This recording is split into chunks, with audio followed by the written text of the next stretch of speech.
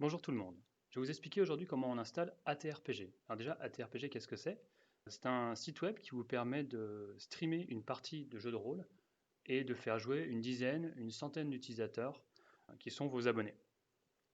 Le tutoriel que je fais, il va vous permettre d'installer ça sur un hébergeur gratuit. C'est très simple. Une fois que vous avez fini de l'utiliser, vous pouvez même supprimer votre site. C'est très rapide.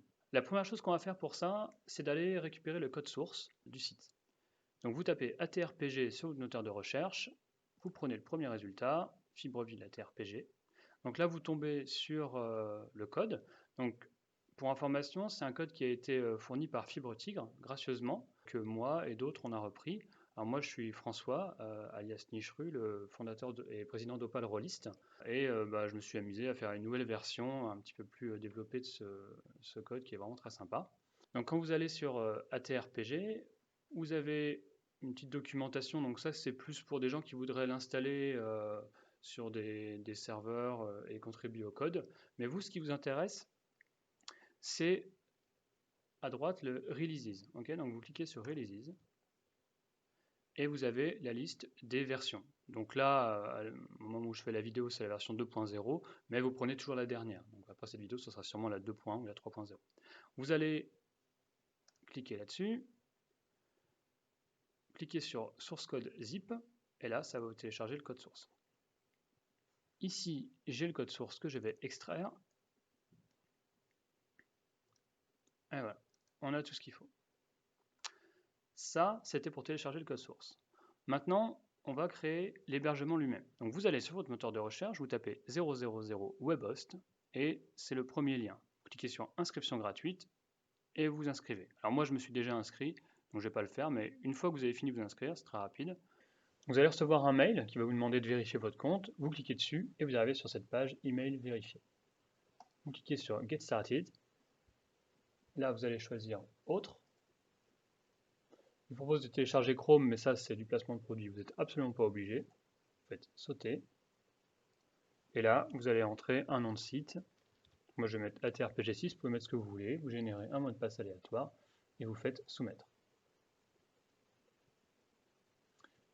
Là, il dit que le site web a été créé. Donc, vous allez cliquer sur Upload your site.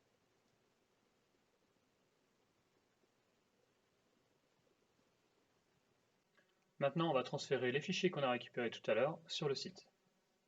Vous cliquez sur Public HTML, donc ça c'est la racine de votre site, et vous retrouvez les fichiers que vous avez téléchargés tout à l'heure. Donc dedans, il y a des choses qui ne nous intéressent pas. Vous allez cliquer sur SRC, vous prenez tout ce qui est là-dedans, et vous le transférez ici. Ok, vous allez en bas et vous cliquez sur Upload. Là, il va dépiler un par un tout ce qu'il y a à transférer, et on est bon. Ce qu'on va faire, c'est qu'on va créer la base de données. Donc la base de données, c'est ce qui va stocker les informations au fur et à mesure de votre partie. Par exemple, des nouveaux joueurs qui vont rejoindre. On laisse cet onglet ouvert, et si vous remarquez tout à l'heure, quand vous êtes arrivé sur cette page, il y a une autre page qui s'est ouverte en même temps. Donc vous allez dessus, qui s'appelle Liste des sites web. Et là, vous retrouvez votre site à gauche, et vous allez pouvoir cliquer sur Gérer le site.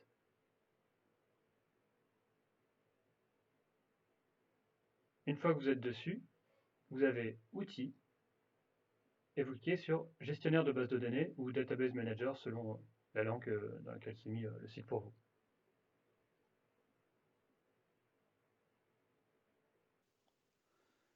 Et on va cliquer sur New Database. Le nom de la base, vous mettez ce que vous voulez. Moi, je vais mettre ATRPG. Je vous conseille de faire pareil, comme ça vous ne perdrez pas dans le tuto. Le username, donc on va être ATRPG_admin, par exemple. Et là, vous mettez un mot de passe aléatoire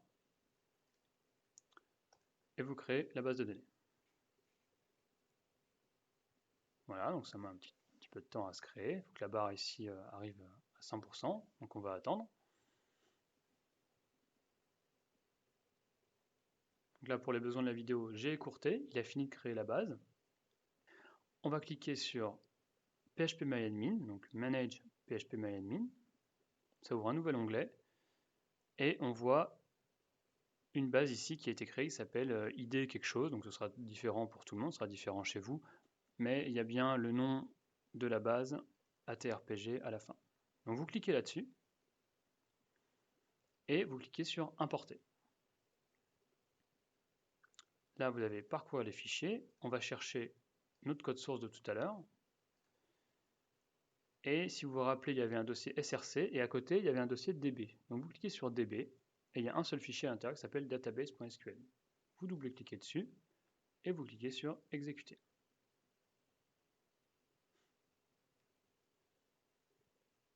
Voilà, on n'a plus rien à faire sur cet onglet, on le ferme. Donc là, on a le code source, on a la base, et ce qui nous manque, c'est relier le site web à la base de données. Là, ce que vous voyez dans la base que vous avez créée, c'est que vous avez un nom de base, un nom d'utilisateur et le mot de passe que vous avez défini tout à l'heure. Donc on va revenir dans File Manager. On a une chose à faire, enfin on a deux choses à faire. On va renommer le fichier qui s'appelle connectionexample.php et on va l'appeler tout simplement connection.php. Voilà. Une fois que c'est fait, vous double-cliquez dessus. Et là, on va changer un certain nombre d'informations. Donc la première chose à changer, c'est serveur-mysql. Vous le remplacez par localhost. Ça, c'est l'hôte. Ensuite, nom base, vous supprimez. Vous revenez dans l'onglet de tout à l'heure et vous copiez-collez ça. Pareil, vous copiez-collez dbuser et vous remplacez login par ça. Et pour le mot de passe, vous allez dans Change Password, Show Password, vous copiez-collez ça et vous n'oubliez pas de cliquer sur Changer pour que ce soit le nouveau mot de passe.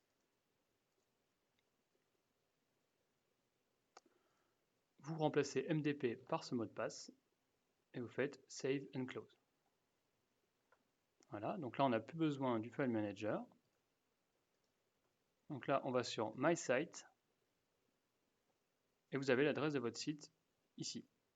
Voilà. Si jamais vous tombez sur un message comme ça, vous revenez dans votre File Manager, vous rouvrez connexion.php et vous modifiez juste une lettre, vous remettez la même hein, et vous faites Save and Close.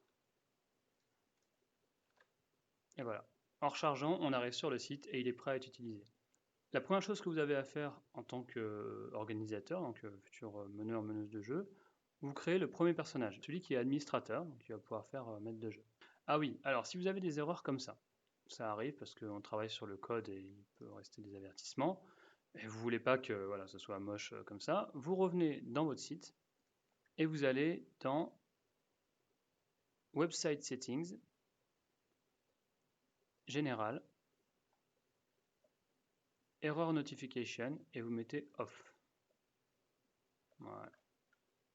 Il n'y a rien à sauvegarder, c'est pris en compte automatiquement. Si on revient, on n'a plus les erreurs. Donc, le premier compte, ça va être le compte admin. Vous mettez ce que vous voulez, en fait, c'est pas très important, c'est surtout le nom et le mot de passe qui sont importants. Et vous partez à l'aventure. Voilà.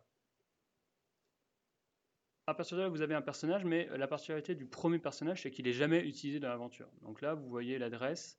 Vous, en tant que MJ, vous allez taper sur écran.php. Hop, et là, vous êtes sur l'écran du maître de jeu.